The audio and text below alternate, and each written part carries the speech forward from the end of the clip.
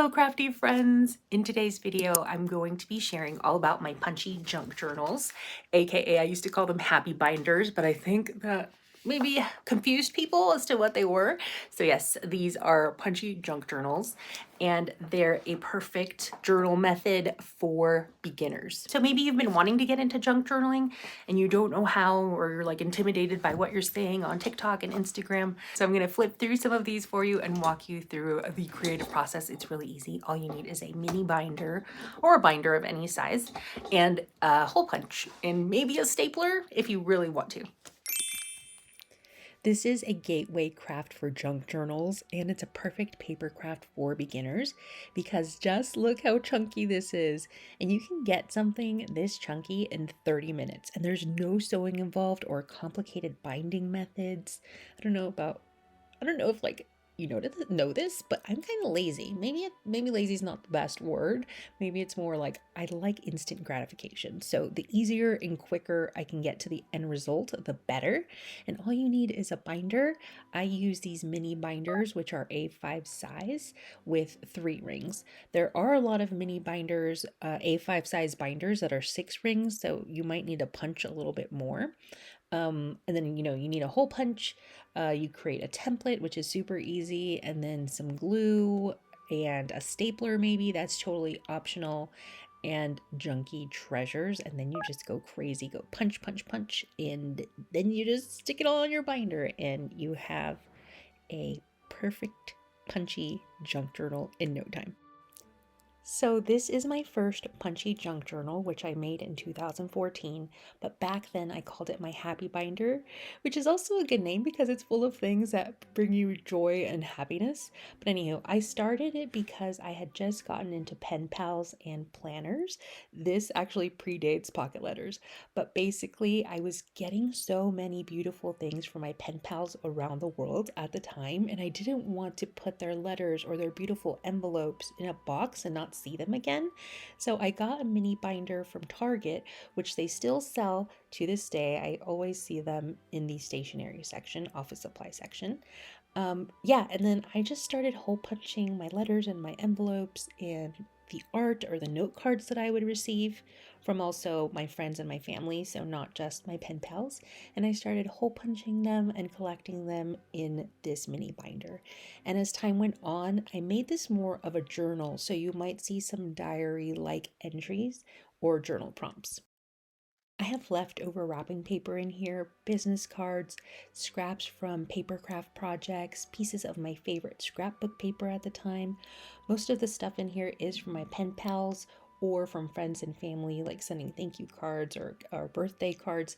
But I also got a lot of business cards and paper stuff from shops.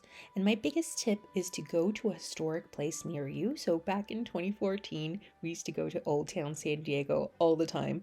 And in those shops, I found some treasures, aka like old postcards that were free or cool, like vintage looking menus.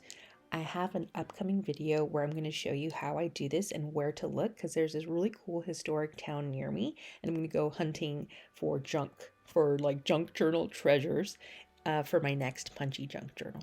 Here's something that I loved to do when I had a typewriter, which I've been on the lookout for one. But yeah, I would go find a vintage art book at a thrift store, and then I would cut out the pages and then type quotes on them with my typewriter. I thought it looked so cool, and I still love it, and I still want to do this, but first I need to find a typewriter. And then you might also notice a lot of printed out Instagram pics. Oh my gosh, Instagram was at its peak. Like, it was the golden era of Instagram back then because they had the chronological feed when you could actually keep track of what your friends were doing in real time. Those were the glory days. Now you don't even see your friends' posts, but anywho. In retrospect, I wish I had made a Punchy Junk Journal for every year because that would just be amazing.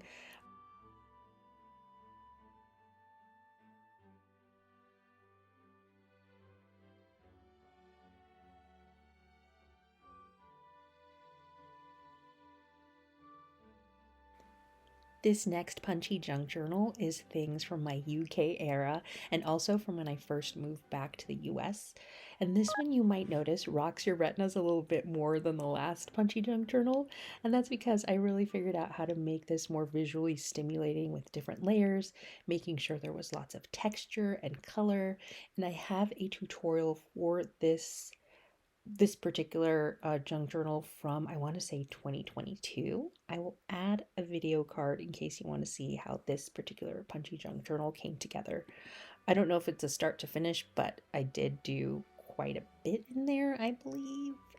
I'm not sure, but anyway, I'll link the video so you can check that out.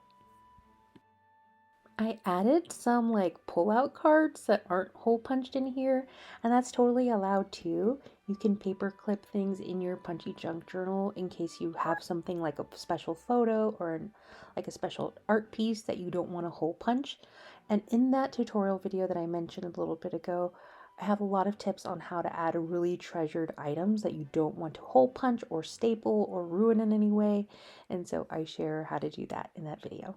Punchy junk journals are perfect for all the little things that delight you, that you don't have like a place for them. So, for example, I have this loofah label that I loved and I held on to that thing for years and I finally just stuck it in my punchy junk journal. I have a scrap piece of fabric that was too small to add it to any project, so I just glued it onto a journaling card and then put it in my punchy junk journal. I've got tickets and photos from a Manchester United match. I've got pom-poms, tags, paint chips, scrap papers, die cuts that I wasn't really sure what to do with. Like, just anything goes. There is a home for all of your treasures in a Punchy Junk Journal. Oh my gosh, that yellow car pass is from when we were evacuated from my father-in-law's house because of a wildfire. This happened the first summer that we moved back, and it was the craziest experience, super scary. But yeah, I'm so glad I kept that. This is my latest Punchy Junk Journal, and if you missed the tutorial for that, it's on a YouTube short or on my TikTok or on Instagram.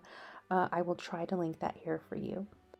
And I think my favorite thing that I made from this journal, in this journal, was the little hideaway pocket from the Bath and Body Works bag. I plan on putting some treasured pictures in there, but it's the bottom of the Bath and Body Works bag, and I was really in the flow, my creative, crafty flow when I figured out how to do this. I don't know if I'm sure other people have figured this out, but I just love it so much. And I want to do more of these, like crafty gift bag craft hacks tutorials because I could do a whole series on them. They're just so much fun. There's a lot of space and room and things that I want to do in this Punchy Junk Journal, so stay tuned for more videos on that. You'll notice there's a lot of blank spots, so there's like a blank envelope or a blank scrap paper. So these are placeholders for future journal entries that I'm going to be adding, so some handwritten journal entries. I'm trying to embrace my handwriting, even though I think it's the worst, but I spent too much of my life hating things about myself, so I'm trying to embrace all the things and love all the things, just trying to be more positive. I love this little mesh bag. I always get these when I go to like a specialty gift shop where they have the fanciest packaging. So I thought I'd just staple that in here. And I put, excuse me, I put in a business card to one of our favorite restaurants, which was just gorgeous. And then I could like sprinkle sequins in here if I wanted, or little beads. It all goes, like anything goes in these Punchy Junk Journals. So for this Punchy Junk Journal, I use Kleenex boxes, hair clip packaging from some bed sheets, some PJ packaging, gift bags, business cards, paint chips. And speaking of paint chips, oh my gosh, I used to feel so guilty about taking paint chips before. I used to buy something every time, like a soda from Home Depot, just so that I could take a few paint chips. But I spent, like this past year, I spent thousands of dollars on paint for my house and my deck. So I'm like, okay, I'm good taking a little healthy stash of paint chips. Great thing about these is that you can move stuff around, so you don't want little things like receipts in the back like I did because they end up tearing. So I'm going to be moving these to the front, but you can rearrange everything, which is something you can't do in a sewn or a bound junk journal. Look how chunky this is. I got this chunkiness in 30 minutes, which is so awesome. I hope that this video encouraged you, and if you have any questions at all, please leave them in the comments, and I will try to answer every single one. All right, have a great one, and I'll see you in a video real soon. Bye!